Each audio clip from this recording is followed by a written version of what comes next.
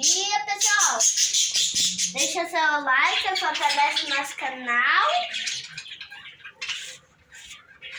Ó, eu vou te ensinar como que é o nosso criatório Tamo Junto. Aqui. Nosso trato? É. Mostra aí como é o que nós trata aí. Milho, pepino japonês. Giló, maçã.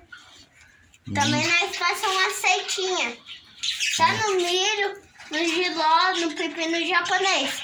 A maçã não pode. Não pode? Não. Ah. Não, cadê os pássaros? Então aqui, ó. Estão tudo enxugando o quê? Muda. Enxugando muda? Aham. É isso aí.